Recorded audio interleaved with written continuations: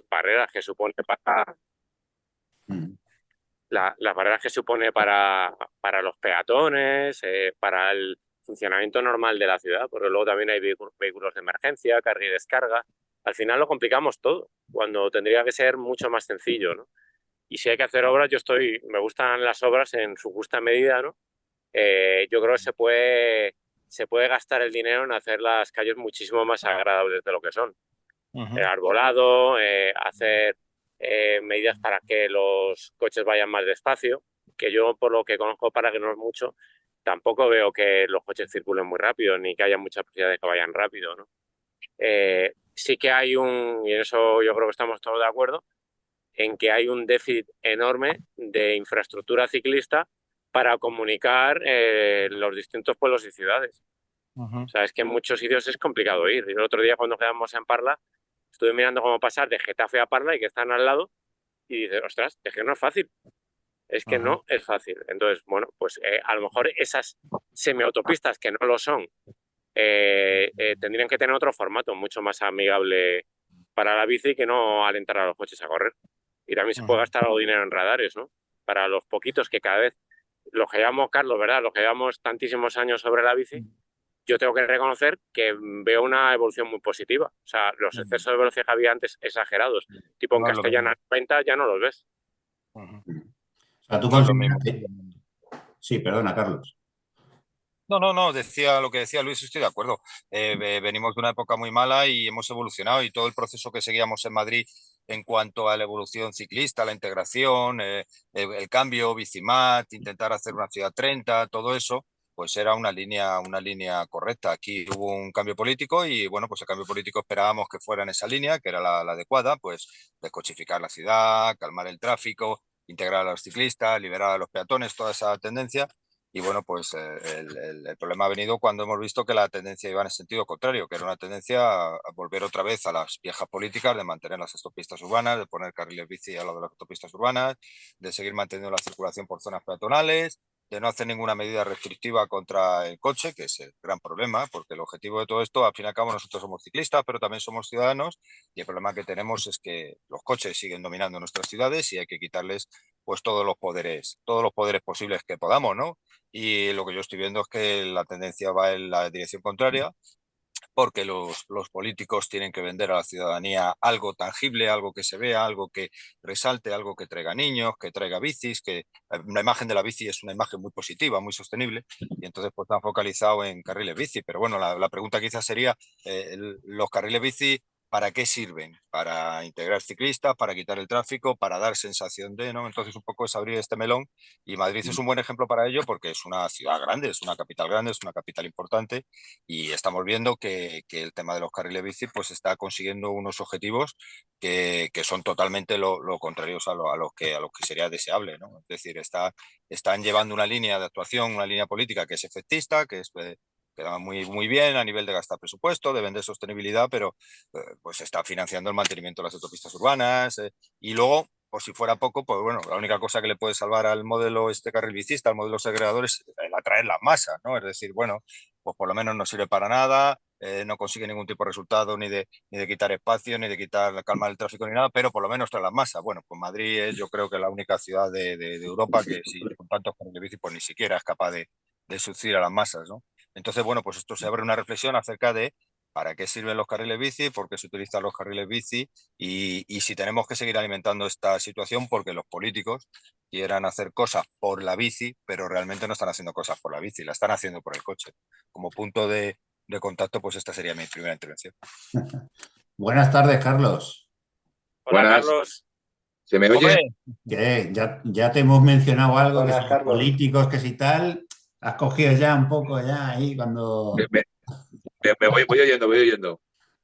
He perdido el ¿qué pasa? principio, no se conectaba. Bueno, pues nada, tenemos a Javier también, que ya no está en la corporación, Un pero placer. ahí en Podemos Hola, y Javier. bueno, hizo, Buenas, Javi. hicieron Carlos, tú has allí... llegado tarde porque como buen político el coche oficial se habrá metido en un atasco, ¿no? Por supuesto, por supuesto. Y suerte que el chofer la deja en la puerta, si no, todavía estaba Menos pasando mal. por dentro. Si no, ni así. No, es Qué que bueno. no tenía actualizado el Zoom es que últimamente Sí, no lo uso mucho. ¿verdad? Esto es antiguo, pues fíjate yo, que no tengo ni idea. Yo me he metido 2 veces aquí nomás. Bueno, pues nada, Carlos, a ver, cuéntanos un poco, a ver, ¿por qué no se siguen haciendo carriles bici en Getafe? ¿Tú qué podrías ahora estar llenando todas las calles de carriles bici ahí en Getafe? ¿Por qué no se hacen? A ver, acláranos Bueno, yo, un poco las razones. bueno, a ver, yo creo que como no he escuchado las previas, pues no sé muy bien cómo vais orientando, ¿no? Yo creo que el problema de la movilidad hay que verlo en su conjunto y ver cuál va siendo la propia evolución que va teniendo lo que ya debemos empezar a llamar la micromovilidad, ¿no? En contraposición a otro concepto que se ha venido planteando últimamente, que es el de la movilidad activa. Yo creo que es más correcto hablar de micromovilidad porque hay que considerar como un vehículo de primera, vamos, de primera magnitud, los patinetes, ¿no? Y por otra parte, hay que entender que la bicicleta también está teniendo también una evolución tecnológica y que la bicicleta con asistencia eléctrica está siendo la puerta de acceso para cada vez más personas. Y eso sucede se hagan o no se hagan carriles bici. Es decir, pero sí que obliga a repensar el modelo de carriles bici. El caso de Getafe es un poco como el de Parla en los muchos municipios del sur que tenemos, bueno, pues mucha influencia andaluza o, por decirlo de alguna manera, suave, y que tenemos bueno, pues la red ciclista que se creó en los años 90, los 80, se basa en el modelo de aceras bici, que es como el gran paradigma, el gran ejemplo de crear vías ciclistas de la forma y la manera en la que se compatibiliza con un aumento del uso del coche, que es el que se quiere favorecer y fomentar, ¿no? Estamos hablando de que es una tipología de red ciclista asociada a los grandes desarrollos urbanísticos de la época dorada del ladrillo, cuando nuestros municipios pasaron de ser, pues, bueno, municipios incipientes o municipios de un tamaño moderado, pues a grandes municipios, en el cual el coche jugaba o se le daba o se le otorgaba un rol fundamental. Eso, por desgracia, pues ha seguido ocurriendo durante el tiempo. Es decir, no solamente hemos ido desarrollando barrios que, evidentemente, por su configuración, su desarrollo, baja densidad, con modelos absolutamente aspiracionales que pueden partir de las urbanizaciones de casas bajas, de chalés, para la clase obrera de los años 70, 80, ahora el modelo este de Pau, ¿no? Que es otra forma de baja densidad en altura, ¿no? De nuevamente volvemos a tener los mismos problemas. El otro día en Parla hablábamos precisamente de esto y cómo la construcción o la ampliación, la duplicación de Parla, la creación de, de Parla Este, básicamente, por decirlo así, claro, había supuesto pues como la transformación en la movilidad de Parla, donde no me acuerdo las cifras, pero un 60% de la gente se movía andando los desplazamientos internos a pasar a un 20 o un 10, o no me acuerdo qué porcentaje era, pero ridículo. Y esa ampliación se dio de la mano de, por una parte, la creación del tranvía de Parla y, por otra parte, de una ingente cantidad de kilómetros de aceras bici. Un poquito ya tarde llegaron esas aceras bici, pero en cualquier caso, que responden ya a un modelo obsoleto, pero está asociado a un modelo desarrollista que en realidad tiene en cuenta todos estos transportes alternativos al coche, no como algo medular, sino como algo meramente accesorio, ¿no? Y pensando más en la bicicleta como un uso dominguero que como otra cosa. Cualquiera que se mueva por Parla, que tenga que ir desde Parla Este, pues ya tiene que hacer una distancia considerable para llegar al Cercanías, ¿no? Entendiendo que el Cercanías, a partir de ahí, te permite moverte y trasladarte pues a los grandes centros de trabajo, ¿no? En el caso de Parla o sea, donde hay más centros de trabajo. Mm.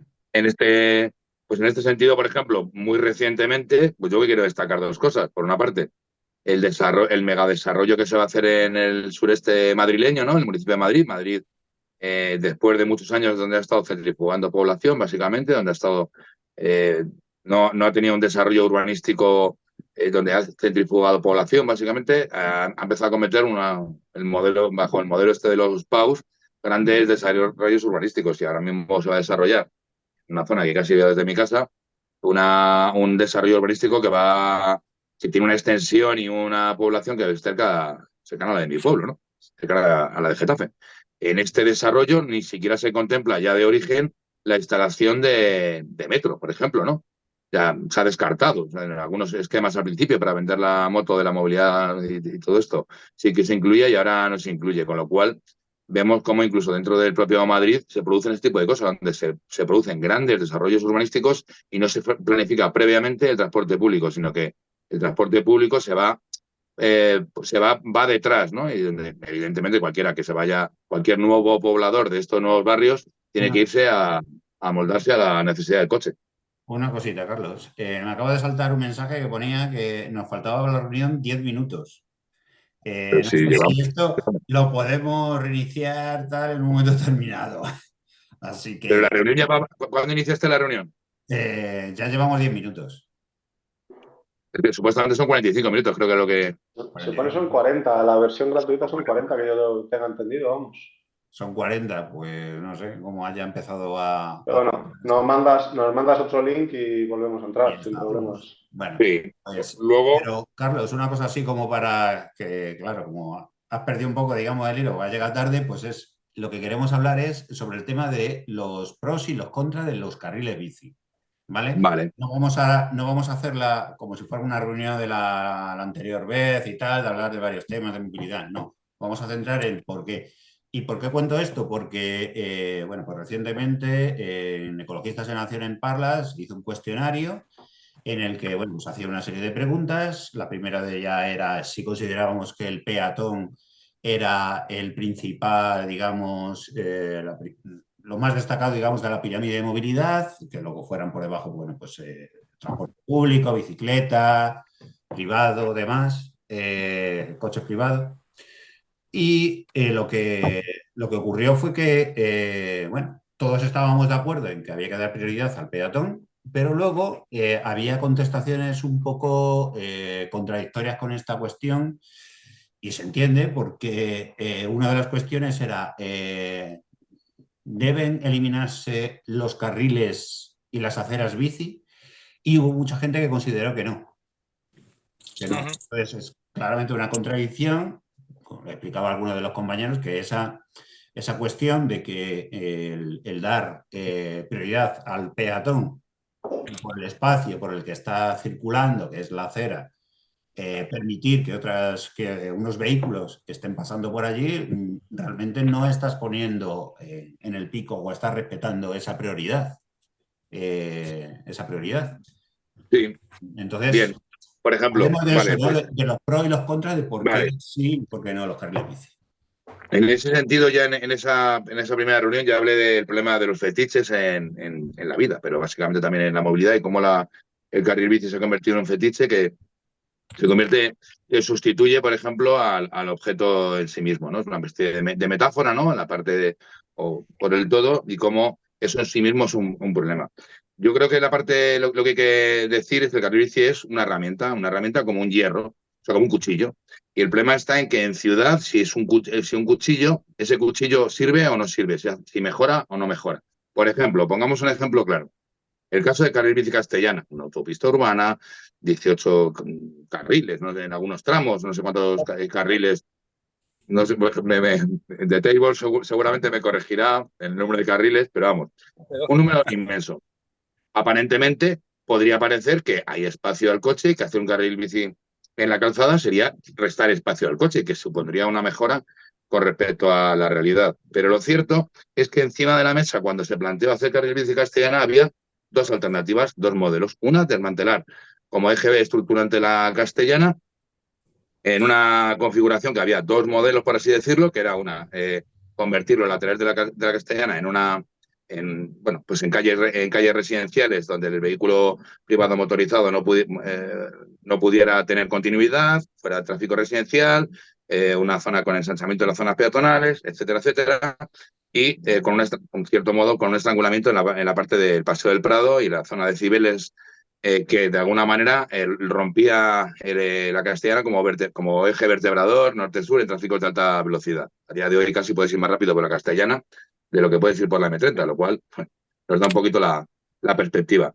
La otra alternativa, o como mal menor o como escenario de mínimos, se habló en esa reunión, recuerdo perfectamente cómo el gobierno de Carmena, bueno, sus representantes, no sus técnicos o tal, lo presentaron en Vallecas, en Mares Madrid, en Mares de Movilidad. Algunos de los que estamos aquí estuvimos presentes.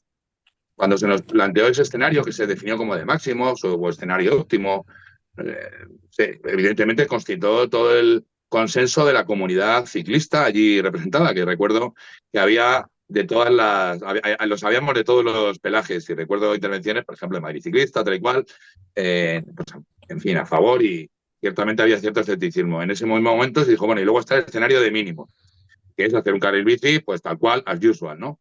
Aspiracionalmente, pues quitando espacio al coche, y ya vemos cómo lo que se está haciendo. Este escenario de mínimos fue abrazado por parte de la comunidad, y al final, de alguna manera,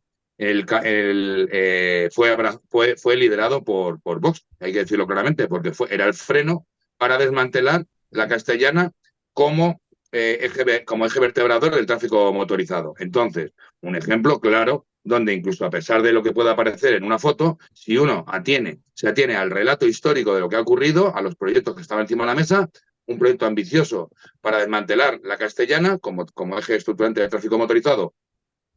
Encima de la mesa se utiliza el carril bici precisamente para mantener la Castellana como lo que es, como una autopista urbana. Entonces, eso sería un buen ejemplo, y por eso, precisamente, por lo que Vox lidera en el Pleno de Madrid su construcción, el carril bici es algo totalmente contrario a las aspiraciones de quienes creemos que hay que aspirar a una movilidad que se base, pues eso, en la micromovilidad, en los medios, lo podemos llamar como queramos, pero de alguna manera que el coche tiene que tener mucho menos peso en la movilidad de nuestras ciudades. Es decir, que tenemos que avanzar hacia la movilidad sostenible, entendiendo que precisamente el tráfico motorizado es menos, no es lo insostenible, ¿no? Tanto en la ya tan llamada, ¿no? Ocupación del espacio público, accidentabilidad, ruido, contaminación, etcétera, etcétera, etcétera.